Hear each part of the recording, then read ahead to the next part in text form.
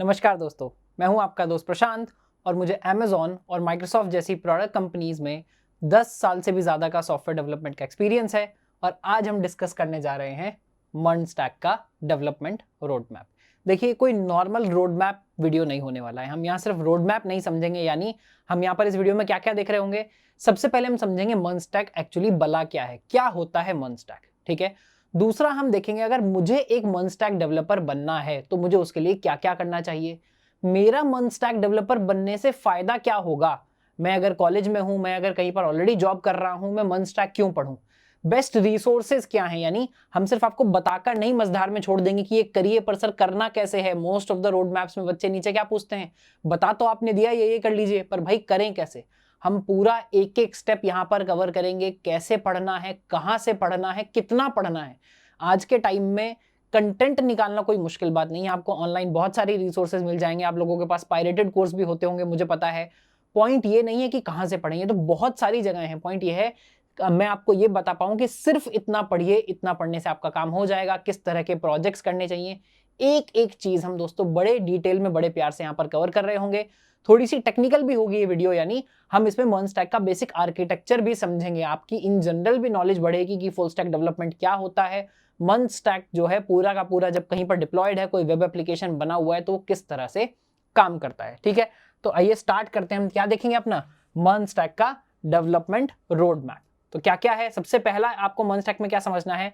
सबसे पहली समझने वाली बात यह है कि ये मर्न का मतलब क्या है, नाम कहां से आया है मर्न। तो देखिए एम क्या है, एक है एम, एक है ई, एक है आर, एक है एन, 4 लेटर्स हमारे पास यहां पर हैं। तो देखिए एक एक करके समझते हैं। जैसे नीचे हमने यहाँ फुल फॉर्म लिखा हुआ है। आर का क्या मतलब है, आर का मतलब है रिएक्ट। अगर इसका आपने नाम सुना हो, ये किस लिए यूज होता है, अगर मैं बहुत सिंपल भाषा में बताऊं तो मान लीजिए रिएक्ट यूज होता है यूआई बनाने के लिए। यूआई मतलब जिस चीज से आप इंटरेक्ट करते हैं। आप ब्राउजर में जब किसी की वेबसाइट खोलते हैं तो जो आपको दिखता है, वेबसाइट को सुंदर बनाना, अच्छा बनाना, एफिशिएंट बनाना, उसके लिए यूज होता है रिएक्ट फ्रेमवर्क। अभी बहुत सारे टर्म्स ऐसे होंगे जो शायद आपको समझ नहीं आ रहे हैं, फ्रेमवर्क का क्या मतलब है, बहुत सारी चीजें होंगी, धीरे धीरे सब हम यहाँ पर समझेंगे और उसके बाद डिटेल में जब हम रिएक्ट पढ़ रहे होंगे तब तो हम वो समझेंगे ही, है ना। तो आर है रिएक्ट, ये क्या है, एक यूआई बनाने का या फ्रंट एंड फ्रेमवर्क है ना। उसके बाद हम क्या देख रहे हैं, सेम हम ऑर्डर में क्यों नहीं देख रहे हैं, हम देख रहे हैं फ्रंट एंड से लेकर बैक एंड से डेटाबेस तक। तो सबसे पहले आप फ्रंट एंड बनाएंगे रिएक्ट में, यानी यूआई बनाएंगे आप रिएक्ट में। उसके बाद आप क्या करेंगे, आप यूज करेंगे एक्सप्रेस और नोड। और ये किस लिए यूज होता है, ये यूज होता है बैक एंड पर, यानी सर्वर का कोड लिखना है अगर आपको, तो उसके लिए क्या यूज करेंगे, हम नोड फ्रेमवर्क का यूज करेंगे और एक्सप्रेस फ्रेमवर्क का यूज वहां पर किया जाता है एपीआईज लिखने के लिए। पर अगर अभी उस डिटेल में नहीं घुसना है, बस ये समझिए दोनों यूज होते हैं बैकएंड के लिए। और चौथा क्या है हमारा, चौथा है मोंगोडीबी। जैसा इसके नाम से दिख रहा है डीबी, यानी ये है एक no SQL database. No SQL database मतलब हमारे पास 2 तरह के डेटाबेसेस होते हैं। डेटाबेस मतलब जहां पर आप डेटा स्टोर करते हैं। और डेटाबेसेस कौन कौन से होते हैं, एक जो एसक्यूएल से चलता है यानी स्ट्रक्चर्ड क्वेरी लैंग्वेज, जो बहुत पुराना तरीका है डेटाबेसेस बनाने का, रिलेशनल टेबल्स बनाने का, टेबल में डेटा रखने का, जैसा आप एक्सेल फाइल देखते हैं उस तरह से डेटा रखने का। आजकल जो बेसिकली नए डेटाबेसेस चलते हैं उनको बोला जाता है डॉक्यूमेंट टाइप डेटाबेसेस या नो एसक्यूएल डेटाबेसेस। तो मोंगो भी एक एग्जांपल है किसका, नो एसक्यूएल डेटाबेस का। और जब आप इन चारों में कोई एक वेब एप्लीकेशन ऐसी बनाए जिसमें चारों का यूज हो रहा हो, तो उसको आप क्या बोलते हैं, उसको बोलते हैं ये ऐप बनाई गई है मर्न स्टैक को यूज करके। तो इंट्रोडक्शन, अब एक एक करके हम डीप में देखेंगे कि इनका क्या मतलब है, कहां से पढ़ना है, क्यों पढ़ना है ना। तो देखिए सबसे पहले अगर यहां पर आए, देखिए मैम एकदम स्टार्टिंग से ही थोड़ा सा इसको टेक्निकल बनाएंगे, थोड़ा सा ऐसा बनाएंगे कि आपकी लाइफ में कोई वैल्यू भी जनरेट हो ये वीडियो देखने से, है ना। तो देखिए हम अगर मर्न का आर्किटेक्चर डिस्कस करने की कोशिश करें, आर्किटेक्चर मतलब, आर्किटेक्चर क्या मतलब है, अगर हम अलग अलग प्लेयर्स यहां पर बना रहे हैं, अलग अलग चीजें यहां पर हैं मर्न, तो वो आपस में कौन किससे बात करता है, किस तरह से मेरी वेब ऐप चलती है। अगर मैं amazon.com खोलकर या amazon.in खोलकर अपना एक पूरा ऑर्डर एग्जीक्यूट कर पा रहा हूं, तो एक्चुअली पीछे क्या क्या हो रहा है, किस तरह से हो रहा है, पूरा यहां पर हम समझने की कोशिश यहां पर करेंगे, ठीक है। तो सबसे पहले अगर आप देखें लेफ्ट में हमने क्या बनाया है, लेफ्ट में बनाया है यूजर या डिवाइस। ये जो डब्बा हम बना रहे हैं, देखिए ये एक आर्किटेक्चर डायग्राम है जो हम वीडियो के एंड तक बहुत ज्यादा यूज करने वाले हैं। इसके अंदर चीजों को भरेंगे, इंटरेक्शन बढ़ाते रहेंगे। तो इनिशियल हमको समझना जरूरी है कि ये क्या सेटअप है, क्या है। देखिए सबसे पहले हमने यहाँ बनाया है यूजर या डिवाइस। तो ये आप हैं जो बहुत प्यार से क्रोम पर अपनी वेबसाइट खोल रहा है। वो वेबसाइट फोन पर भी हो सकती है और वो वेबसाइट डेस्कटॉप पर भी हो सकती है ना। तो आप प्यार से कोई भी वेबसाइट का नाम लिखते हैं, मान लीजिए अमेज़न का यहाँ पर एग्जांपल ले लेते हैं, आपने amazon.in लिखा और आप ये चाह रहे हैं कि अमेज़न मेरे पास एकदम प्यार से खुलकर आएगी, मैं उसमें अपनी पसंद के जूते, अपनी पसंद की बेल्ट, जो भी आप खरीदना चाह रहे हैं वो मैं खरीदूंगा और मेरा काम हो जाएगा, मैं पेमेंट करूंगा, काम हो जाएगा। बट अब बैकएंड पर पीछे क्या क्या हो रहा है, नहीं बैकएंड पर नहीं है, पीछे क्या क्या हो रहा है, पूरी वेबसाइट किस तरह से चलती है, ये अब हम देखेंगे। तो देखिए, आपने मान लीजिए क्रोम में अपनी वेबसाइट खोली, चाहे फोन पर खोली चाहे डेस्कटॉप पर खोली, पीछे जो पूरा का पूरा MERN स्टैक है वो यहां पर आ रहा है। यानी एक हुआ आपका फ्रंट एंड, उसके बाद एक होता है बैकएंड या सर्वर साइड। देखिए, इनके जो भी अलग अलग नाम से आप जानते होंगे सब हमने यहाँ पर लिखा है। नहीं, फ्रंट एंड का एक नाम क्या होता है, क्लाइंट साइड भी बोला जाता है फ्रंट एंड को, कोई बोलता है क्लाइंट साइड कोड, है ना। तो फ्रंट एंड और क्लाइंट साइड का एक ही मतलब है। वो क्या करता है, देखिए सबसे पहले जो यूजर इंटरेक्ट करता है फ्रंट एंड या क्लाइंट साइड से करता है। इसके अंदर भी दो पार्ट हो सकते हैं, आपने कोड किस लैंग्वेज में लिखा है और कौन सा फ्रेमवर्क आप यूज कर रहे हैं। फ्रेमवर्क क्या है, फ्रेमवर्क मान लीजिए एक तरीका है आपके कोड को अच्छे से ऑर्गेनाइज करने का, कोड को एफिशिएंटली यूज करने का, जो आप देखेंगे थीम आगे भी चलती रहेगी, है ना। अभी हम जब आगे फ्रेमवर्क को देखेंगे तो और डीप में आपको समझ आएगा। बट ये मान लीजिए इन दोनों डब्बों को मिलाकर बनता है मेरा फ्रंट एंड। फ्रंट एंड मेरा क्या करता है, फ्रंट एंड करता है एपीआई कॉल। एपीआई कॉल मतलब कुछ डेटा मांगना, कुछ डेटा मिलना। तो फ्रंट एंड क्या करता है, डेटा मांगता है और मिलता है किससे, बैकएंड या सर्वर साइड से। अब यहां है जहां आप अपना सर्वर का कोड लिखते हैं या लॉजिक लिखते हैं, पर डेटा एक्चुअली अपने पास स्टोर नहीं करता। डेटा कहां पर स्टोर्ड है, डेटा स्टोर्ड है डेटाबेस मैनेजमेंट में या डेटाबेस में। तो वो क्या होता है, सर्वर साइड फिर से इंटरैक्ट करता है डेटाबेस से कि मुझे स्पेसिफिकली बस आप ये डेटा दे दीजिए। उसके बाद ये अपना बिजनेस लॉजिक अप्लाई करता है, बहुत सारे काम यहां पर करता है, जो भी हम देखेंगे आगे क्या क्या काम है। वापस देता है फ्रंट साइड को, फ्रंट एंड देता है क्रोम को। तो ये होता है हमारा बेसिक आर्किटेक्चर किसी भी वेब ऐप का, नॉट स्पेसिफिक टू MERN। अगर कोई भी आप एप्लीकेशन चला रहे हैं जिसका एक बैकएंड है, जिसका एक डेटाबेस है, तो वो जनरली इस तरह से काम करती है। अभी MERN का इसमें कोई काम आया नहीं है, अब हम देखेंगे MERN एक एक करके कैसे यहाँ पर ठीक से फिट होता जाता है, ठीक है।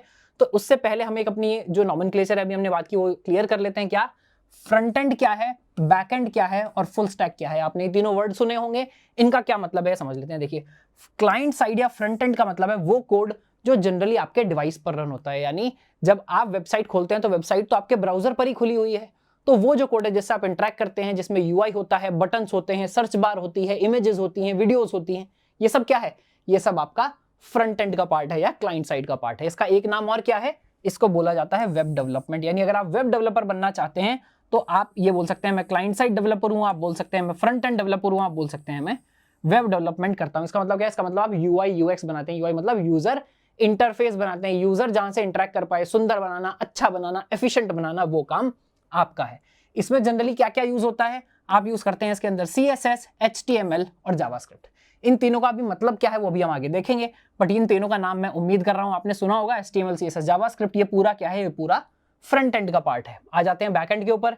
देखिए, सर्वर साइड या बैक एंड का क्या मतलब है, जहां आप अपना लॉजिक लिखते हैं, एपीआईज लिखते हैं। आपने देखा होगा बड़े बड़े सर्वर, फेसबुक दिखाता है, गूगल दिखाता है, हमारे बड़े बड़े सर्वर चल रहे हैं, एक एक रैक, पूरी स्टील की रैक होती है, उसके अंदर बहुत सारे मशीन्स होते हैं, बहुत सारे कंप्यूटर होते हैं जो वहां पर चल रहे हैं। आप जैसे कोई मैसेज भेजते हैं, व्हाट्सएप मैसेज भेजते हैं अपने दोस्त को, पहले कहां जाता है, सर्वर के पास जाता है, फिर आपके दोस्त के पास जाता है। तो सर्वर कहां लिखे जा रहे हैं, उसको बोला जाता है सर्वर साइड या बैकएंड। तो अगर आप वो कोड लिख रहे हैं, वो कोड आप Node.js में लिख सकते हैं, जो भी हमने देखा था, जावा में लिख सकते हैं, पाइथन में लिख सकते हैं, और बहुत सारी लैंग्वेजेस में लिख सकते हैं, अलग अलग फ्रेमवर्क्स यूज करके लिख सकते हैं। उसको बोला जाता है सर्वर साइड या बैकएंड। तो अगर आप बैकएंड वाला कोड लिखना चाह रहे हैं, जैसे अगर मैं Amazon की मान लीजिए बात करूं, तो अगर यूआई का काम देखेंगे Amazon में तो सिर्फ शायद 5% यूआई का काम होगा, बाकी सारा काम कहां पर हो रहा है, जो लॉजिक है, पैकेज कहां पर है, अवेलेबिलिटी है या नहीं, आप परचेज करेंगे, पेमेंट होगी, सारा का सारा लॉजिक कहां पर है, सारा लॉजिक बैकएंड में है। तो वो होगा बैकएंड या सर्वर साइड डेवलपर। और अगर आप ऐसे डेवलपर बन रहे हैं जो फ्रंट एंड में भी काम कर सकता है और बैकएंड में भी काम कर सकता है, हमने शुरुआत में क्या बोला था, एक सवाल का जवाब देंगे कि मुझे MERN स्टैक क्यों पढ़ना चाहिए। देखिए, MERN स्टैक है जो आपको रिएक्ट में यूआई भी लिखना सिखाता है, एक्सप्रेस और नोड से बैकएंड भी लिखना सिखाता है, और MongoDB से डेटाबेस मैनेज करना भी सिखाता है।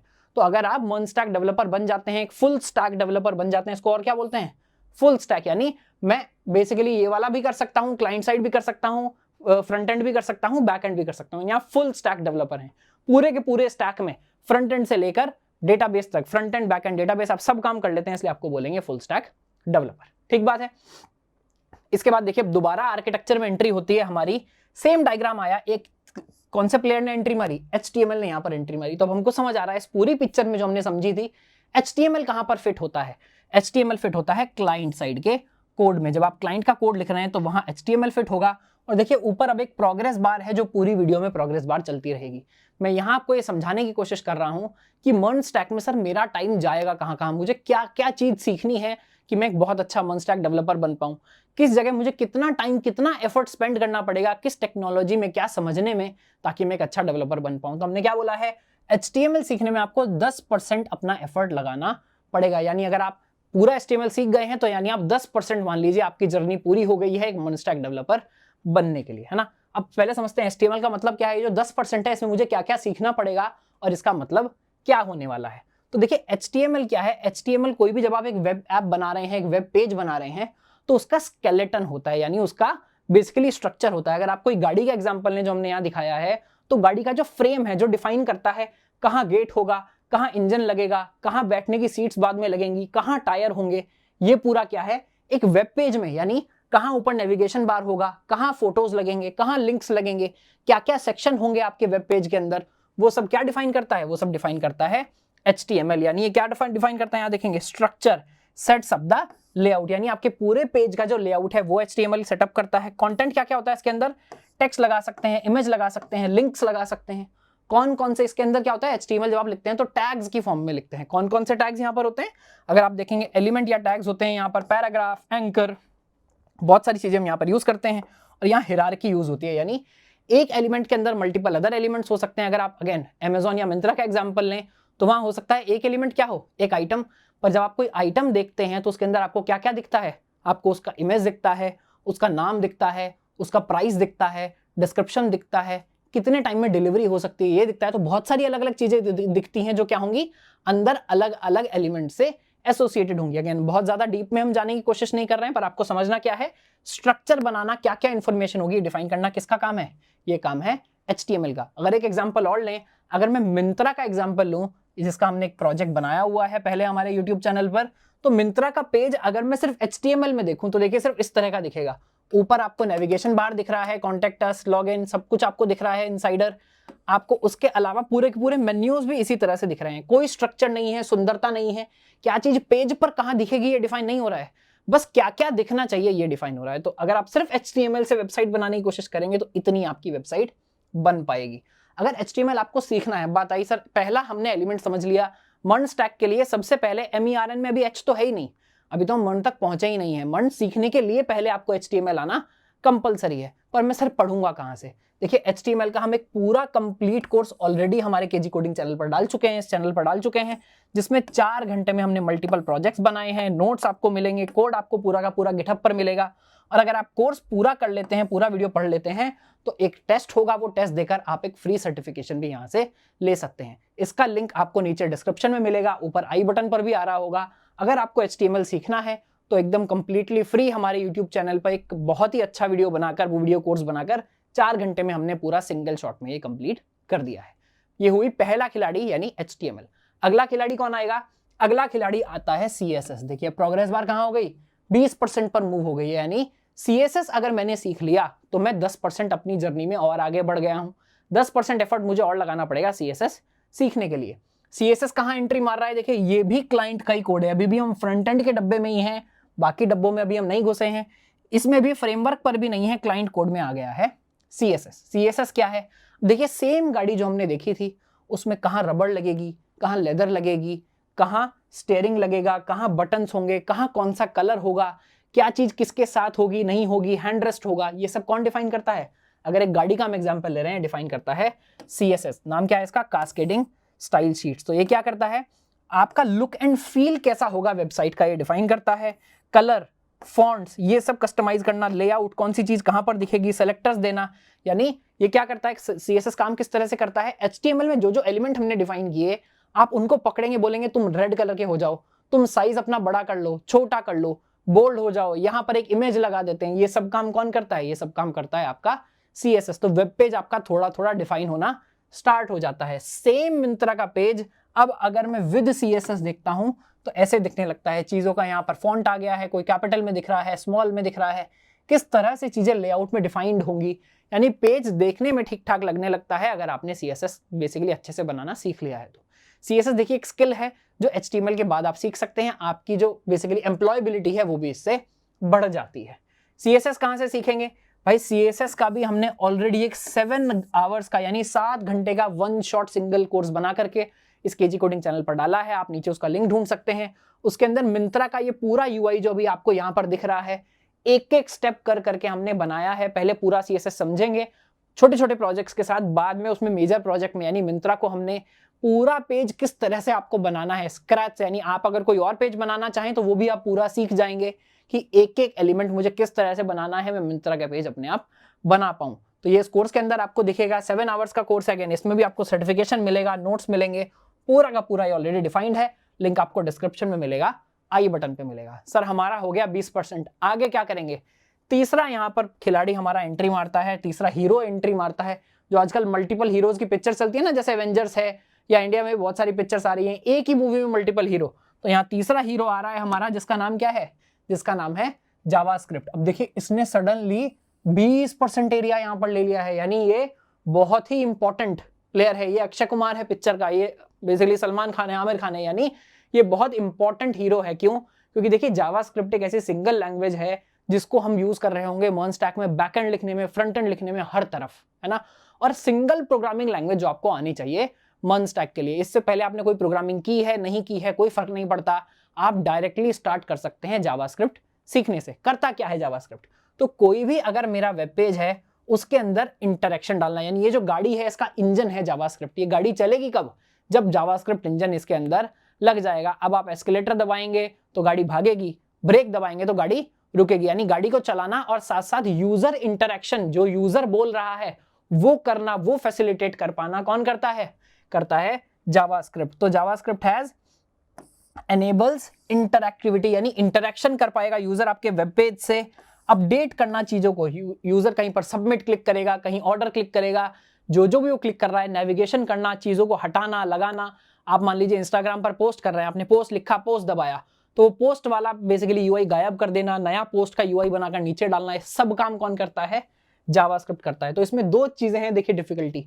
पहली बात तो ये पहली प्रोग्रामिंग लैंग्वेज अब आई, तो वो आपको अगर प्रोग्रामिंग नहीं आती तो बेसिक से वो सब आपको सीखना है, और जावास्क्रिप्ट से कैसे आप वेब पेज एडिट करते हैं वो भी यहाँ पर आपको सीखना है। ये सबसे की पॉइंट है हमारा मर्न स्टैक सीखने का। अगर जावास्क्रिप्ट नहीं आती तो मर्न स्टैक आप नहीं सीख सकते, है ना। तो ये रिस्पॉन्ड करता है यूजर एक्शंस को, डेटा भी फेच करना, सेंड करना, सर्वर से इंटरेक्शन करना, यानी बैकएंड से इंटरेक्शन करना, वो सब भी कौन करेगा? आपका जावास्क्रिप्ट कर रहा होगा। जावास्क्रिप्ट बेसिकली हमने ये तो देख लिया। अब मिंत्रा में जावास्क्रिप्ट क्या करेगा? देखिए हमने होवर किया, चीजों को खोलना, यानी यूजर के इंटरेक्शन के बेसिस पर चीजों को चेंज करना कौन कर रहा है?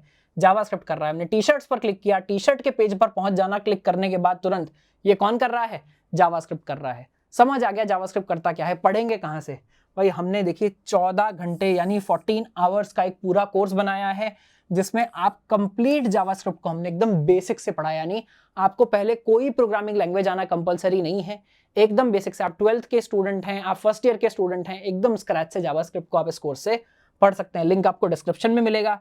वही मंत्रा वाला प्रोजेक्ट हमने आगे बढ़ाया है, इसमें मल्टीपल पेजेस को ऐड किया है, इंटरेक्शन बनाया है। आप चीजों को कार्ट में ऐड कर सकते हैं, कार्ट में जाकर आपको फाइनल बिल दिखाई देगा, चीजें रिमूव करना, कूपन कोड ऐड करना, पेमेंट करना, वो सब हमने यहाँ जावास्क्रिप्ट के प्रोजेक्ट में किया है। इसका भी आपको कंप्लीशन करने पर फ्री सर्टिफिकेट मिलता है और पूरे के पूरे नोट्स आपको मिलते हैं, है ना।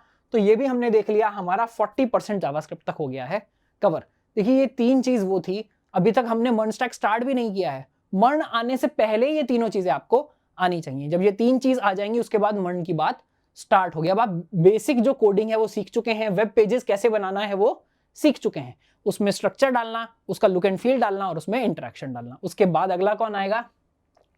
अगला अभी हमारा एंट्री मारने से पहले एक चीज मैं आपको यहाँ समझा दूं क्या।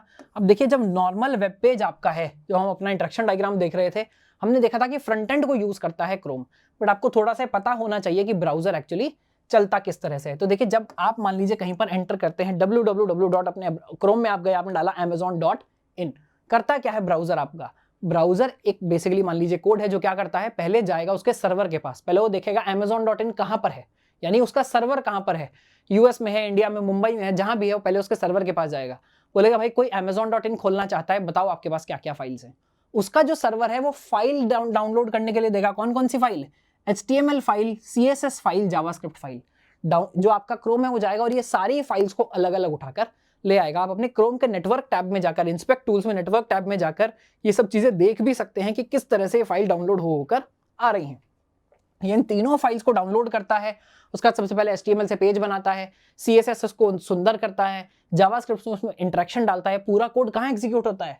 आपके ब्राउजर के अंदर। और इस प्रोसेस को क्या बोलते हैं? इस प्रोसेस को बोलते हैं रेंडरिंग। यानी HTML, CSS और जावास्क्रिप्ट के बेसिस पर फाइनल एक सुंदर सा वेब पेज बनाकर आपको दिखाने की जिम्मेदारी किसकी है? क्रोम की। ये कहानी मैं आपको क्यों बता रहा हूं, आगे जब हम Node.js पढ़ेंगे तो समझ आएगा कि यहाँ क्रोम इतना इंपॉर्टेंट प्लेयर क्यों है। तो क्रोम इन चीजों को डाउनलोड करता है, रेंडर करता है और एक सुंदर सी वेबसाइट बनाकर आपको दिखा देता है। तो ये रिस्पॉन्सिबिलिटी किसकी है? ब्राउजर की। तो ब्राउजर की रिस्पॉन्सिबिलिटी क्या है? वेब पेज को डिस्प्ले करना, यूजर के क्लिक्स वगैरह को इंटरेक्शन कराना, कंटेंट को अपडेट करना, फाइल्स को लोड करना। इससे हमारा क्या फायदा होगा? देखिए, हमारा जो आर्किटेक्चर है उसमें क्या होगा, अब हम समझ चुके हैं कि जब हमारी HTML, CSS, JavaScript file exist करती हैं तो ब्राउजर जो है मेरा वो करेगा डाउनलोड, यहां करेगा रेंडर और एक सुंदर सा वेब पेज बनाकर किसको दिखाएगा? आप जो यहां पर मुस्कुरा रहे हैं, आपको यहां पर ये वेब पेज दिखाएगा। आप बड़े खुश हैं। अभी भी आपको पूरा पीछे की कहानी समझ में नहीं आई है। अभी हमको देखिए इतने सारे बॉक्सेस में सिर्फ एक ये बॉक्स समझ आया है कि ये बॉक्स क्या करता है। ठीक है, 40% हमारा मंस्टैक आप मान लीजिए जो एफर्ट है वो यहां पर हो चुका है, अगर हमने HTML, CSS, जावास्क्रिप्ट पढ़ लिया है तो। नेक्स्ट हमारा इंपॉर्टेंट प्लेयर एंट्री मारता है जिसका नाम क्या है? रिएक्ट। रिएक्ट क्या है? देखिए अगेन यहां पर 20% स्पेस आपका रिएक्ट ले जा चुका है। यानी अगर आपने रिएक्ट सीख लिया है तो मंस्टैक का मान लीजिए और 20% आप कवर कर चुके हैं। थोड़ा इंपॉर्टेंट है। देखिए जैसे ही प्रोजेक्ट थोड़े से भी कॉम्प्लिकेटेड होने लगते हैं तो जावास्क्रिप्ट में, HTML में, CSS में डायरेक्ट चीजों को लिखना थोड़ा सा मुश्किल होने लगता है। आपको एक फ्रेमवर्क चाहिए, आपको मदद चाहिए, आपको कंपोनेंट्स में चीजों को डिवाइड करना है। अगेन मैं रिएक्ट के यहाँ डेप्थ में नहीं जा रहा हूं, बट फ्रेमवर्क का यहाँ क्या मतलब है? फ्रेमवर्क है कि आप चीजें तो यही यूज करेंगे, ये कुछ पहले से कोड लिखा हुआ आपको देगा, कुछ कोड लिखने का तरीका बेसिकली डिफाइन करेगा। आप लिखेंगे कोड HTML, CSS, जावास्क्रिप्ट में ही, बट रिएक्ट को यूज करके आप क्या करेंगे? उसको एफिशिएंटली, अच्छे तरह से, सुंदर तरह से, कम गलतियों के साथ आप उसको कर पाएंगे। तो अगर हम रिएक्ट जेएस सीखेंगे तो ये होगा 20%। क्या करता है बेसिकली? अगर हम रिएक्ट जेएस की बात करें, ये क्या है? जावास्क्रिप्ट लाइब्रेरी है to build dynamic and interactive user interfaces. देखिए रिएक्ट को वैसे टेक्निकली फ्रेमवर्क नहीं माना जाता है, इसको क्या माना जाता है? इसको एक लाइब्रेरी माना जाता है। बट दोनों में डिफरेंस जो है वो बहुत ही स्लाइट है ना। इससे पहले जैसे एंगुलर की अगर हम बात करें, एंगुलर जेएस को फ्रेमवर्क समझा जाता है, रिएक्ट जेएस को टेक्निकली फ्रेमवर्क नहीं समझा जाता है। बट उस डिफरेंस में मुझे नहीं लगता आपको अभी जाना चाहिए। आपको क्या समझना है? जावास्क्रिप्ट को एफिशिएंट बनाने के लिए, अच्छे से इसमें काम करने के लिए हम क्या यूज करते हैं? रिएक्ट यूज करते हैं फॉर UI। किसने बनाया था ये? फेसबुक ने बनाया था 2011 में। यानी 2011 में फेसबुक लेकर आया इसको, फेसबुक ने अपनी इंटरनल टीम के साथ बनाया। क्यों? क्योंकि उनको इतना ज्यादा UI बनाना था, इतना बड़ा UI बनाना था, इंटरेक्टिव बनाना था, मुश्किल हो रही थी। समझ आया कि डायरेक्ट जावास्क्रिप्ट में काम करना मुश्किल है। उन्होंने पहले इंटरनल यूज के लिए बनाया, बाद में इसको पब्लिक कर दिया, ओपन सोर्स कर दिया। ठीक है, तो फेसबुक ने बनाया क्या? Currently most widely used JS library for front end development. देखिए सिर्फ इतना सीख कर भी आजकल आपकी जॉब्स लग जाती हैं। बहुत सारी जॉब्स ऐसी हैं जो सिर्फ फ्रंट एंड डेवलपर के लिए आती हैं, रिएक्ट के लिए स्पेसिफिकली डेवलपर के लिए जॉब्स आती हैं। मैंने माइक्रोसॉफ्ट में भी रिएक्ट में काम किया है, Amazon में भी रिएक्ट में काम किया है। रिएक्ट सच में बहुत अच्छा है, बहुत वाइडली यूज्ड है, बहुत अच्छा इसका डेवलपर सपोर्ट है, बहुत अच्छा आपका एग्जिस्टिंग लाइब्रेरीज वगैरह का सपोर्ट है। तो रिएक्ट सीखना बहुत ज्यादा इंपॉर्टेंट है। किस लिए यूज होता है? सिंगल पेज एप्लीकेशंस बनाने के लिए। सिंगल पेज मतलब आप जब Amazon खोलते हैं तो बार बार बहुत बड़े बेसिकली चेंजेस आपको नहीं दिखते। आप जिस चीज पर क्लिक करते हैं वहीं की वहीं रिस्पॉन्ड करती है, वहीं की वहीं आपको रिजल्ट भी दिखा देती है। बार बार पेज को ना चेंज करना, बार बार URL को ना चेंज करना, क्या मतलब है? सिंगल पेज एप्लीकेशन, यानी पेज बार बार रीलोड नहीं होता है। तो ये है रिएक्ट जेएस। पढ़ेंगे कहां से दोस्तों? 20 आवर्स का एक पूरा का पूरा कोर्स, जिसमें हमने बाकी चीजों का पहले रिवीजन भी किया है, HTML, CSS, जावास्क्रिप्ट का थोड़ा थोड़ा रिवीजन किया है। उसके बाद पूरा का पूरा रिएक्ट हमने पढ़ाया है रिडक्स के साथ। रिडक्स क्या है? रिडक्स एक और दूसरा फ्रेमवर्क है जो स्टेट्स, यानी थोड़ा मोड़ा डेटा अगर आपको सेव करना है UI में, मेरी कार्ट में इस समय क्या वैल्यू पड़ी हुई है, इन सब चीजों को एफिशिएंटली कैसे सेव करना है, उसके लिए यूज होता है रिडक्स लाइब्रेरी। 20 घंटे में 6 प्रोजेक्ट्स के साथ एक और UI की लाइब्रेरी यानी बूटस्ट्रैप को यूज करके हमने पूरा का पूरा कोर्स बनाया है। सर्टिफिकेट मिलेगा, नोट्स मिलेंगे, बहुत मजा आएगा। ऑलरेडी देखिए इतना पोर्शन हम मंस्टैक का एक्चुअली KG कोडिंग चैनल पर कंप्लीट कर चुके हैं। अगर आप वीडियो में यहाँ तक बने हुए हैं, आर्किटेक्चर डायग्राम मेरे साथ झेल रहे हैं, चीज़ों को समझने की कोशिश कर रहे हैं, एक बार वीडियो पर अभी 1 सेकंड लगाकर लाइक दबा दीजिए। वीडियो बेसिकली चैनल को सब्सक्राइब कर लीजिए अगर आपने सब्सक्राइब नहीं किया है तो। अभी भी 70% से ज़्यादा यूजर्स ने हमारे चैनल को सब्सक्राइब नहीं किया है, तो चैनल को सब्सक्राइब कर दीजिए ताकि मैं इस तरह का और बहुत सारा कंटेंट लेकर आता रहूं। और ये जो हमारी प्रोग्रेस बार है, इसको पूरा का पूरा इसी चैनल पर फ्री में मैं आपके लिए कंप्लीट कर सको। तो वीडियो को लाइक जरूर करिएगा, कमेंट करके बताइएगा आपको अगर अच्छा लग रहा है। बाकी बचा हुआ भी पोर्शन आपको कवर करना है तो इसी चैनल पर फ्री में कवर करना है तो, है ना, और चैनल को सब्सक्राइब करिएगा। तो ये अगेन इस बेसिकली पूरे कोर्स का लिंक आपको डिस्क्रिप्शन में मिलेगा। अगर आप HTML, जावास्क्रिप्ट, CSS सीख चुके हैं और MERN का अब आप पहला R जो है वो सीख रहे हैं, पहला नहीं है R मतलब रिएक्ट, वो सीख रहे हैं, वो सीखना चाहते हैं तो ये कोर्स को आप यूज कर सकते हैं। अब कहानी वहां से स्टार्ट होगी जो अब तक हमने कवर नहीं किया है। क्या? देखिए, अगला प्लेयर यहाँ पर एंट्री मारता है। उससे पहले आपको एक बात समझनी है, अभी हम Node.js के लिए देख रहे हैं, बट अब हम आ गए हैं बैक एंड पर। देखिए, ये पूरा बॉक्स हमारा हो गया है कंप्लीट, क्लाइंट साइड वाला बॉक्स हमारा हो गया है कंप्लीट। उसके बाद हम क्या देख रहे हैं, बैक एंड वाली साइड में हमने एंट्री मारी सर्वर कोड के अंदर। देखिए, जैसे यहाँ क्लाइंट कोड था, यहाँ आ गया है सर्वर कोड। सर्वर कोड में क्या क्या हमने लिखा है, JSX और अगेन जावास्क्रिप्ट। ये तो वही डबल रोल है ना। मेरे दो बाप, शायद आपकी जो जनरेशन है वो पुरानी हो गई है, पर सुनील शेट्टी की एक पिक्चर होती थी जिसमें 2 सुनील शेट्टी आते थे, तो उसका बेटा बोलता था अरे वाह मेरे दो बाप। तो यहाँ क्या हुआ, जावास्क्रिप्ट हमारे फ्रंट एंड में भी आ गया और बैक एंड में भी आ गया है। तो इसलिए हमने कहा था जावास्क्रिप्ट बहुत इंपॉर्टेंट पोर्शन है आपका 20%। क्यों? क्योंकि जावास्क्रिप्ट सीखकर आप यहाँ पर फ्रंट एंड रिएक्ट में यूज करके फ्रंट एंड लिख पाएंगे, और जब हम Node.js को देखेंगे तो Node.js को यूज करके आप बैक एंड लिख पाएंगे। तो मेन जो कोड है आपका बैक एंड का भी, वो किस लैंग्वेज में लिखा जाना है, जावास्क्रिप्ट में लिखा जाना है। कुछ कोड हम JSX में भी लिखेंगे। क्या होता है, कई बार आप बैकएंड से भी UI का कोड लिख सकते हैं, सर्वर भी थोड़ा UI का कोड बनाकर दे सकता है। तो उसको कैसे, उसको लिखा जाता है JSX में। अभी उसके अंदर नहीं घुसेंगे, जब हम एक्चुअली इस कोर्स को बना रहे होंगे, पढ़ा रहे होंगे, तो JSX को भी ठीक से एक्सप्लेन करेंगे। बट आपको समझना है, सर्वर का कोड जावास्क्रिप्ट में लिखा जाता है और JSX में लिखा जाता है। एंट्री मारता है यहाँ Node.js ने एंट्री मार दी। अब ये क्या है, अब ये देखिए आया है फ्रेमवर्क वाले बॉक्स में, यानी ये कोड तो जावास्क्रिप्ट का ही होगा, बट बैकएंड का कोड किस तरह से लिखना है उसमें आपकी हेल्प करेगा। कोड को बैकएंड पर चला पाना, उस सब में आपकी बेसिकली क्या करेगा, Node.js आपकी यहाँ पर हेल्प कर रहा होगा। Node.js क्या है, अगेन देखिए हमने ये भी बात की है, अगेन आपका बीफी 20% है। 20% आपने रिएक्ट सीखा, 20% होगा आपका Node.js। तो हम MERN स्टैक में देखिए ऑलरेडी 80% तक यहाँ पर कवर कर चुके हैं। अगर आप Node.js पढ़ लेते हैं, सीख लेते हैं, समझ लेते हैं, तो इसका मतलब 20% और आपका कवर हो गया है। Node.js क्या है, Node.js को समझते हैं। देखिए ये क्या है, जावास्क्रिप्ट का एक रन टाइम है। Node.js is an open source, सबसे पहली बात, यानी कोड इसका ओपन है, कोई भी चाहे जाकर इसमें एडिट कर सकता है। दूसरा क्या है, क्रॉस प्लेटफॉर्म, यानी Node.js आप मैक पर चलाइए, विंडोज पर चलाइए, लाइनक्स पर चलाइए, फोन्स पर चलाइए, हर जगह ये आसानी से चल जाता है। Run time environment for executing JavaScript code outside of a browser. यानी देखिए जावास्क्रिप्ट जब बनाई गई तो इसलिए बनाई गई थी कि ब्राउजर में इंटरेक्शन करने के लिए हमको एक लैंग्वेज चाहिए। क्रोम जो है बहुत स्ट्रांग होता गया। देखिए हमने बात की थी कि हम समझेंगे कि क्रोम की बात यहाँ पर क्यों हो रही है। तो देखिए क्रोम क्या है, क्रोम का बैकएंड, यानी क्रोम में जो पूरा जावास्क्रिप्ट चलाने का जो पोर्शन है उसको बोला जाता है V8 इंजन। यानी क्रोम के अंदर एक पार्ट है जिसका नाम है V8 जो जावास्क्रिप्ट को एक्चुअली रन करता है। जब जावास्क्रिप्ट बहुत ज्यादा पॉपुलर होने लगी तो लोगों को लगा कि यार इसको बैकएंड पर भी क्यों ना चला लिया जाए।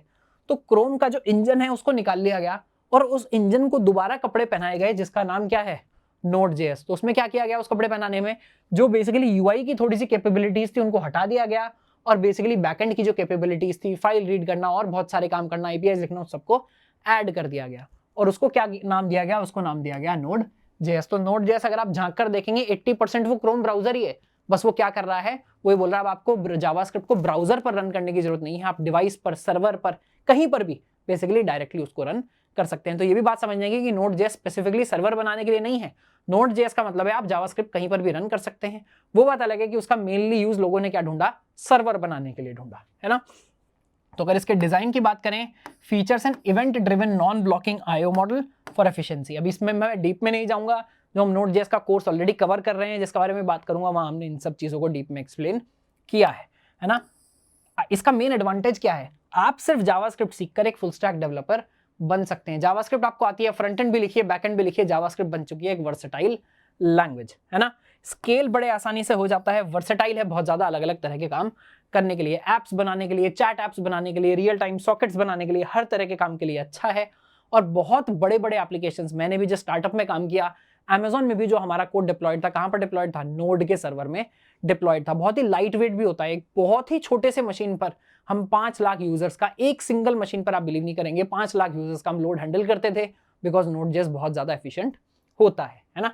तो Node.js की हमने यहाँ पर बात की। Node.js में कहां से पढ़ूंगा सर, देखिए Node.js अभी हमने कंप्लीट नहीं किया है, बट कंप्लीट Node.js का हमने एक प्लेलिस्ट अभी रिसेंटली स्टार्ट किया है।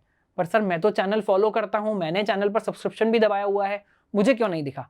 देखिए हमने जो मेन केजी कोडिंग चैनल है, इसका मेन हमारा जो मोटिव था वो यही था कि लोग बहुत छोटे छोटे वीडियो डालते हैं, बच्चे बहुत लंबे समय में परेशान हो जाते हैं ढूंढते ढूंढते चीज़ों को करते हुए, और उससे नुकसान क्या होता है कि बहुत सारी फालतू की चीज़ें होती रहती हैं, पर पढ़ाई नहीं बताता कोई। जैसे रोड मैप भी मैं पहला रोड मैप बना रहा हूँ, क्यों? क्योंकि रोड मैप बनाने का फायदा तब है जब आप वो चीज़ें पढ़ाई भी, सिर्फ बताकर छोड़ ना दें कि भाई ये पढ़ना है, कहाँ से पढ़ना है भाई आप खुद देख लीजिए, है ना।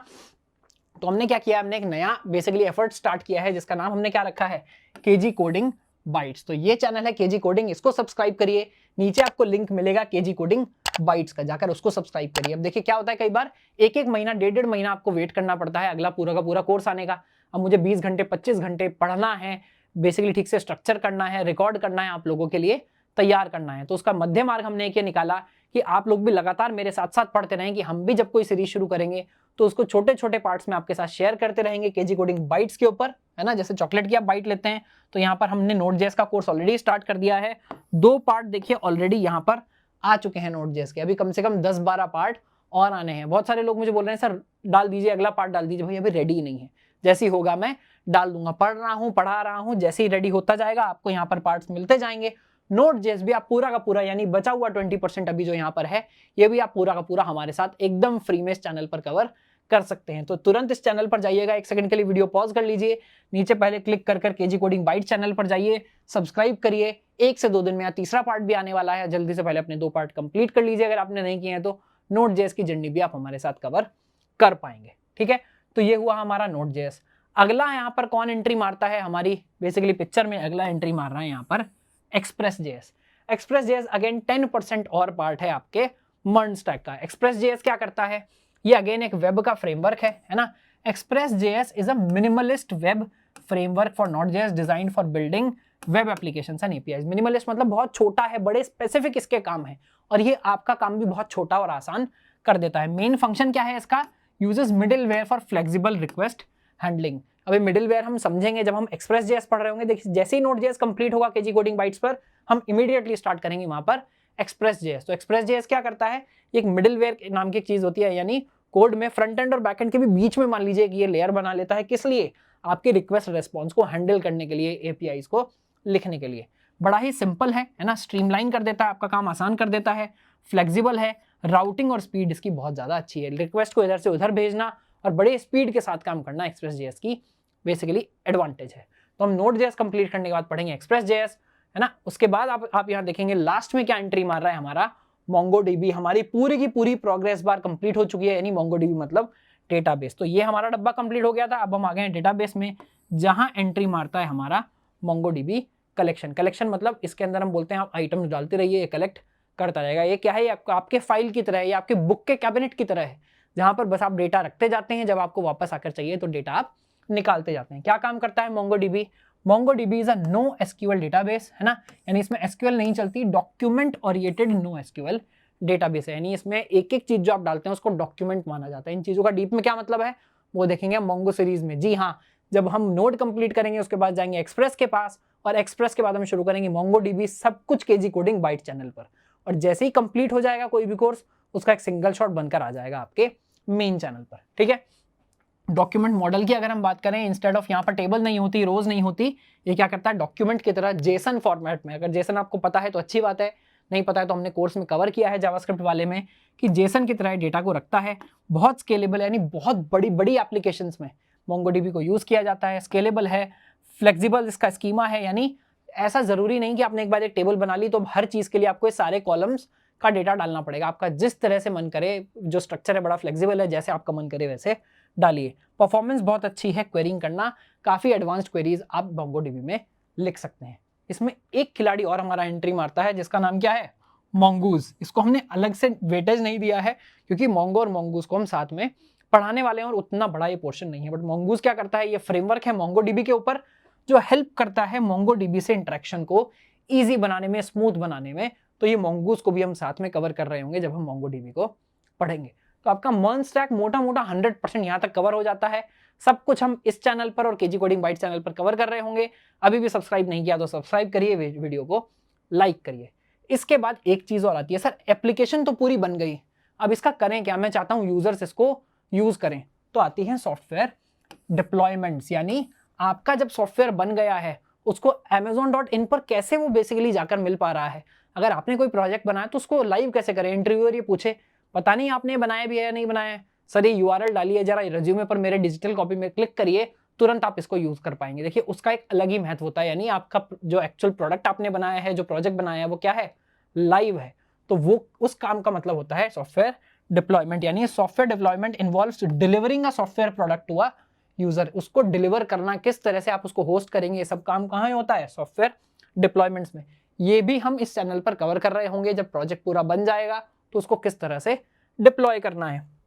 बहुत सारे स्टेजेस होते हैं इसके, और इसका मेन गोल होता है अवेलेबिलिटी, यानी मैं रात में 2 बजे खोलूं, 1 बजे खोलूं, जब भी खोलूं मुझे amazon.in हमेशा खुला हुआ मिलना चाहिए। अवेलेबल मतलब जब भी यूजर उसको यूज करना चाहे वो अवेलेबल होना चाहिए। देखिए 3 पहले जो डिप्लॉयमेंट हुआ करते थे, सबसे पहले, यानी आज अगर हम बात करें 20 साल पहले की, तो अगर आपको सॉफ्टवेयर डिप्लॉय करना था, आपको अपने फिजिकल मशीन्स यानी सर्वर आपको लगाने पड़ते थे।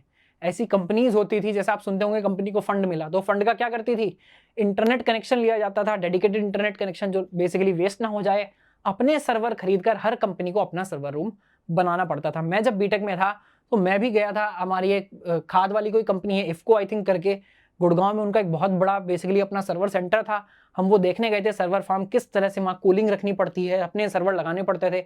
बड़ा कैपिटल इंटेंसिव यानी बड़ा पैसे लगाने वाला काम वो हुआ करता था, बट कोई चारा नहीं, हर कंपनी को अपना सॉफ्टवेयर अपने सर्वर्स पर डिप्लॉय करना पड़ता था। उसका एंट्री मारी AWS ने, AWS मतलब अमेजॉन वेब सर्विसेज ने। पहले वो ये लेकर आए, फिर गूगल क्लाउड भी आया, बहुत सारी कंपनियों के इस तरह के सॉफ्टवेयर आए। क्या उन्होंने बोला, सर्वर आप मत सेटअप करिए, सर्वर हम सेटअप करेंगे, आप वर्चुअल मशीन्स बनाकर, यानी हमारे मशीन्स के ऊपर हम एक वर्चुअल मशीन बनाकर आपको दे देंगे। आपको लगेगा कि वो कंप्यूटर है पर वो कंप्यूटर नहीं है, आप अपना सर्वर वहां बनाइए। सब चीज फिजिकल मेंटेनेंस, लाइट ना भाग जाए, इंटरनेट ना भाग जाए, ये सब चीजें जो हैं ये क्या करेंगे, हम मैनेज करेंगे। तो उसके बाद आए वर्चुअल मशीन्स, और आजकल क्या है, आजकल आ गए हैं डॉकर कंटेनर्स, यानी उसके ऊपर भी एक वर्चुअल लेयर आ गई है। क्या कि आप एक कंटेनर बनाते हैं और वो कंटेनर कहां चल रहा है, किस तरह से चल रहा है, आपको कुछ भी मैनेज नहीं करना है। सब कुछ कौन मैनेज करता है, डॉकर कंटेनर मैनेज करता है। अगेन इसके डीप में नहीं जाएंगे, बट ये सब चीजें हम कवर करने वाले हैं इस चैनल पर। आप मिस ना करें तो बेल आइकन दबा दीजिएगा। लास्ट में एक बात कर लूं कि अगर आप यहां तक पहुंचे हैं और आप लाइव भी मुझसे पढ़ना चाहते हैं तो आप जा सकते हैं kgcoding.in पर। हमने वहां मर्न स्टैक का एक लाइव कोर्स जो है बनाया है। इसके अलावा भी आप जब भी वीडियो देख रहे हैं, अलग अलग अगर आप मुझसे लाइव पढ़ना चाहते हैं, चाहे वो DSA हो, मर्न स्टैक हो, आगे हमारे और बहुत सारे कोर्सेज लॉन्च करने का प्लान है, तो आप kgcoding.in पर जाइए और आपको क्या मिलेगा, जो भी हमारे एक्टिव कोर्सेज चल रहे हैं, अच्छे कोर्सेज चल रहे हैं, आप लाइव पढ़ना चाहते हैं, आप बेसिकली शेड्यूल के साथ पढ़ना चाहते हैं, आप डाउट सॉल्व करना चाहते हैं, आप हमारे मेंटर सर्विसेज का यूज करना चाहते हैं कि आपकी प्रोग्रेस का कोई ध्यान रखे, एक एक चीज का आपका ध्यान रखे, आप सीख पा रहे हैं, नहीं सीख पा रहे हैं, आपके डाउट सारे क्लियर हों, बहुत सारी चीजों का हम जो यहाँ पर ध्यान रख रहे होंगे। अगर ऐसा है तो एक बार जाइए kgcoding.in पर, वहां जाकर देखिए हमारे कौन कौन से कोर्सेज हैं, वहाँ हमारे फ़ोन नंबर्स हैं, हमको फ़ोन करिए, फॉर्म है, फॉर्म भरिए, मुझसे बात करिए, जो भी आपके डाउट्स हैं उनको दूर करिए। बट उम्मीद करता हूँ मर्न स्टैक पूरा का पूरा आपको समझ आया होगा। मर्न स्टैक का मतलब क्या है, मर्न स्टैक का पूरा आर्किटेक्चर किस टाइप का है, चीज़ें कैसे मर्न स्टैक में इंटरेक्ट करती हैं, क्या क्या सीखना है, कितना एफर्ट लगाकर सीखना है और कहाँ से सीखना है। तो ये पूरा हुआ मर्न स्टैक का रोड मैप। उम्मीद है आपको पसंद आया होगा। जय हिंद, जय भारत।